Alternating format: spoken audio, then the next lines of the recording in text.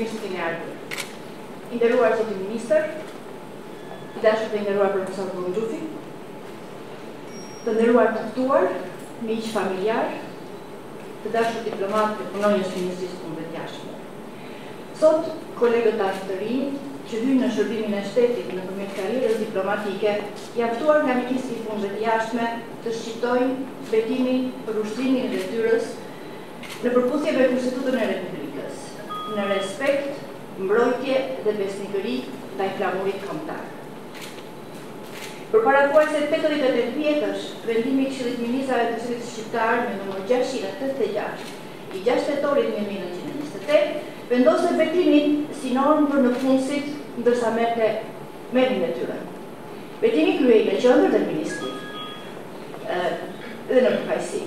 Atë formulë betimi e gjeni pas shpatullave të vendosur në vitrinën të vendosur të sallë, pas shpatullave të diplomatëve që sot betohen.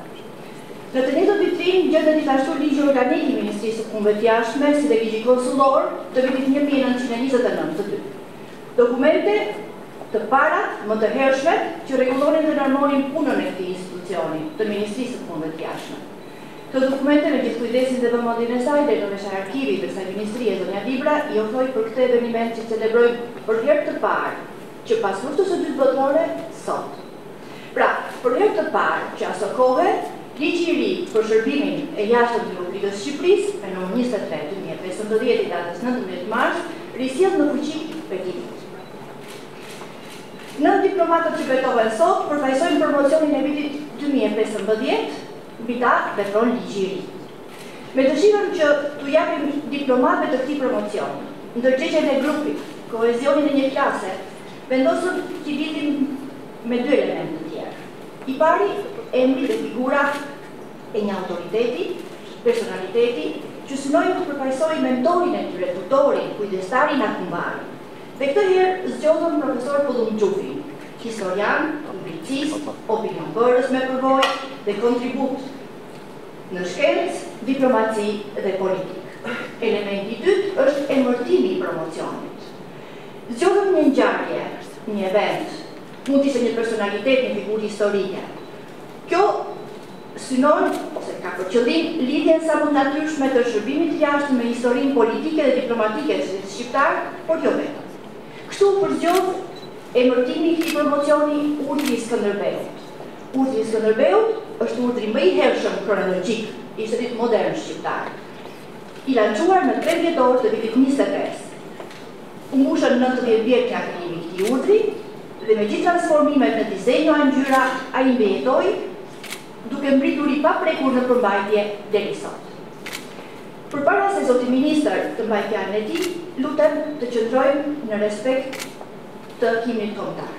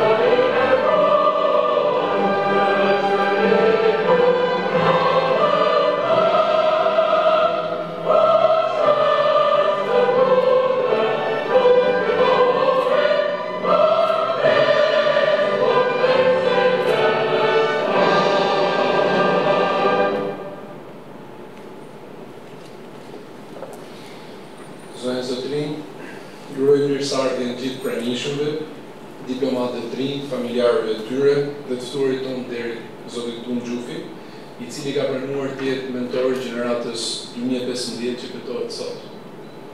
Kjo ceremoni, siç e tha Danila, është e para që organizohet në këtë institucion me 25 vjet dhe uroj që të shndrohet në traditë, sikur ka qenë në zanafimin e këtij institucioni. Ky moment solemn lidhet me një prej parimeve kryesore mbi cilën duhet funksionojë shërbimi i jashtëm, atë të meritokracisë. Dashur diplomat, duhet jeni krenar që jeni pjesë e trupës shërbimit jashtëm, i cili mbart me vete peshën historike 103 vjeçare të Shqipërisë. Shumët kanë qenë ata cilët kanë dhënë kontributin e tyre. Historitë, vuajtjet dhe sakrificat e tyre mund përshkruajnë fare mirë historinë e popullit tonë ndër vite.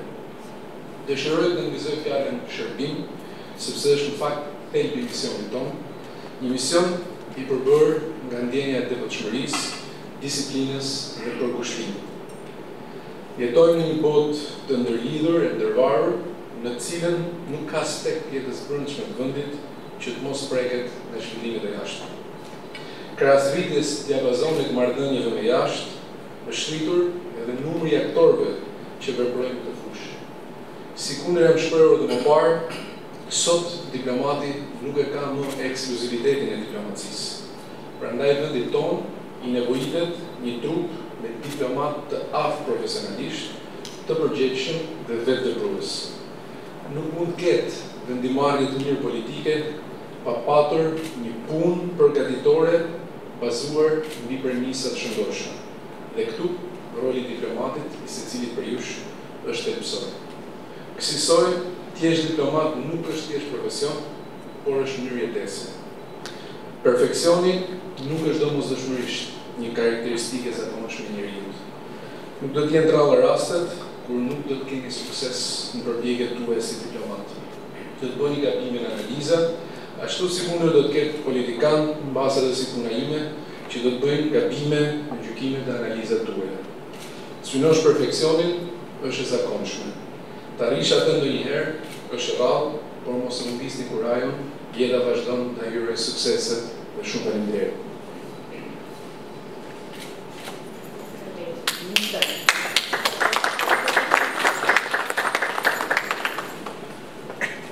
Dojë sekretarin e përgjithshëm të Ministrisë së Punëve të Jashtme, lexoj formulën e betimit. Betohem përpara flamurit kombëtar, në nderin dhe në bindjen time, se do të zbatoj Kushtetutën e Republikës së Shqipërisë dhe të shërbej interesat të popullit dhe atëut tim. Betohem.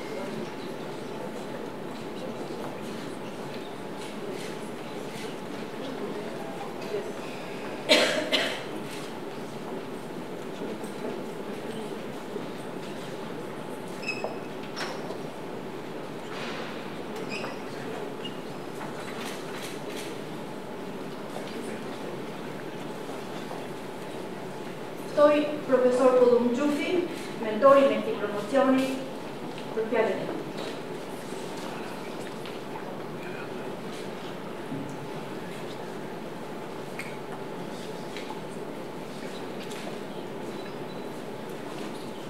Nderuar zoti ministër, të dashur kolegë të rinj, më pak të rinj të Ministrisë Punëve të Jashtme, të nderuar familjar, dita e sotme duhet të jetë e veçantë dhe parushme për 9 diplomatët e rinj, të cilët prej këtij momenti gëzojnë të gjitha atributet e punojësit të shërbimit të jashtëm të Republikës së Shqipërisë. E tillë është me siguri kjo ditë dhe për familjarët e tyre, natyrisht dhe për ju zotë ministër, e për gjithë kolegët e bashkëpunëtorët tuaj.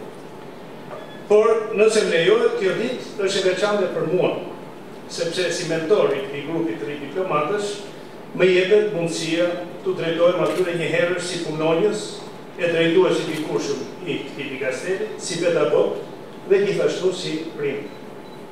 Prandaj ju jam mirënjohës që ma besuat mua këtë detyrë dhe që më mundësuat të ndaj me këta të rinj emocionet e kësaj dite të gëzueshme.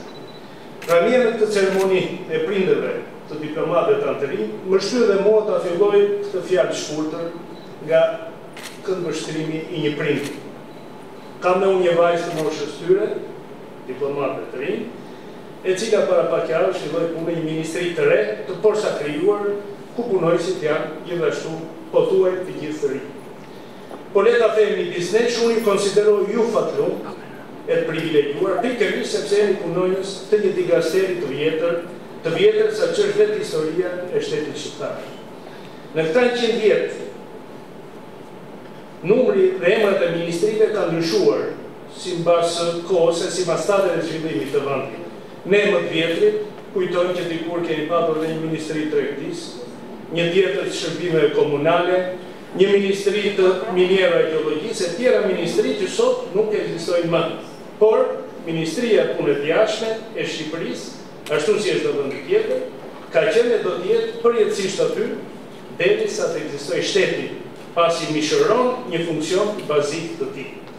Politika e jashtme dhe marrëdhëniet e jashtme, që janë atributi i kësaj ministrie, kanë për detyrë ta projektojnë Shqipërinë në kontekstin e marrëdhënieve ndërkombëtare dhe ta vendosin atë në një mjedis të sigurt e paqësor që t'i shërbejë interesat e popullit e të kombit shqiptar. Ky është thelbi i politikës integrimeve euroatlantike që ndjek sot shteti shqiptar. Ministrisë Punëve të Jashtme i takon ex officio të jetë aktore protagoniste në zbatimin në terren të kësaj politike. Ministria e Punëve të Jashtme është dikaster nuk është dikaster si gjithë tjerët. Është institucioni që merre përcjellje kurse e akoma më shumë është vendi ku projektohen, analizohen, kolaudohen e ku bëhen sinteza të veprimtarive të gjitha mekanizmeve të shtetit shqiptar. Ndaj një diplomati shqiptar i kërkohet të jetë poliedrik, të njohë Shqipërinë, por të njohë dhe botën, duke filluar nga bota më e afërt, Ballkani, në planin historik, ekonomik, kulturor dhe etnokulturor. Në fakt, i kërkohet akoma më shumë se kaq një punojësi të ri të kësaj ministrie. Për të qenë më i qartë, do doja të sjell një përjetim timin personal. Në një takim ndërkombëtar, më qelloi dikur të dëgjoj përfaqësuesin e një vendi të vogël afrikan. I një vendi shumë të varfër e të sfilitur nga një luftë e gjatë civile. Më befasoi e më mësoi shumë ai përfaqësues i një vendi në zgrip të ekzistencës, që makar ishte rritur, edukuar dhe jetonte në Evropë, por që i mbronte interesat e vendit të tij me një vendosmëri e pasion të admirueshëm. Vendosmëria e pasionit të tij nuk buronte thjesht nga ndjenja e detyrës, buronte edhe nga dashuria për vendin e tij të varfër e të vogël. Ja pra një virtyt tjetër që duhet ta ketë punonjësi i shërbimit të jashtëm. Profesionalizmi e ndjenja e detyrës nuk mjafton. Padyshim, një diplomat shqiptar duhet të jetë i vetëdijshëm se përfaqëson një shtet antar të NATO-s e kandidat Bashkimit Evropian. Por duhet gjithashtu të jetë i vetëdijshëm se përfaqëson një vend, një popull, një gjuhë, një kulturë, një histori evropiane, shembull i rrallë vitaliteti e mbijetesë. Përfaqëson një shtet ku vokacioni dhe orientimi evropian dëshmohet i palëkundur që nga kohët e Gjek Kastriotit e deri në ditët tona. Ja pra që një diplomat i shqiptar ka plot arsye për të qenë krenar për vendin e tij dhe për t'i mbrojtur interesat e tij me profesionalizëm të lartë, por dhe me dashuri dhe me pasion. Dhe për këtë nuk mungojnë modelet. Këtu poshtë, në kartat dhe në dosjet e vjetra, por të çmuara të arkivit të Ministrisë Punëve të Jashtme, prehen vepra mundi pasioni diplomate brillantë, si Ismail Qemali, që është zhvilluesi i shtetit shqiptar, Fanoli, Mehmet Faikonica, Benedikt Dinishti, Mitat Frashe, Rauf Fico, Dimitar Berati, Misto Treska, Javier Malo, Kujtim Ysenaj, Petrit Bushati e plot të tjerë. Shumë prej tyre nuk kishin informim specifik prej diplomatit, por që të gjithë ishin të pajisur me një kulturë të madhe mbi të gjitha, me një ndjenjë të lartë detyre atë dashurie që i bëri të shkëlqejnë në sallat dhe në sallonet e Evropës ku vendoseshin fatet e Shqipërisë. E pra, kjo ministri është plot me histori dhe emra të mëdhenj që ja vlen të njihen edhe të imitohen.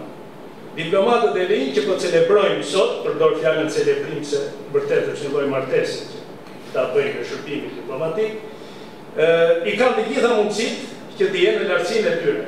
Ata janë të rinj me përgatitje të lartë profesionale, me integritet moral, me kulturë të përgjithshme, me ndjenjë të fortë të tyre dhe me krenarinë e ligjshme që i përkasin një race të zgjedhur të nënpunësit civil. Sistemi i karrierës i rregulluar me ligj u jep atyre sigurinë e ngritjes së promovimit vazhdueshëm në bazë të rezultateve dhe unë dëshiroj shumë, të gjithë ne dëshirojmë shumë, që vite e vite më vonë të kemi hyrë me ata në panteonin e shërbimit të jashtëm të Republikës së Shqipërisë dhe të tjerë mentor, jo më sigurisht, do jenë të citojnë emrat e tyre krahas emrave të etërve të diplomacisë shqiptare që unë përmenda pak më parë. Punë të mbarë dhe karrierë suksesshme.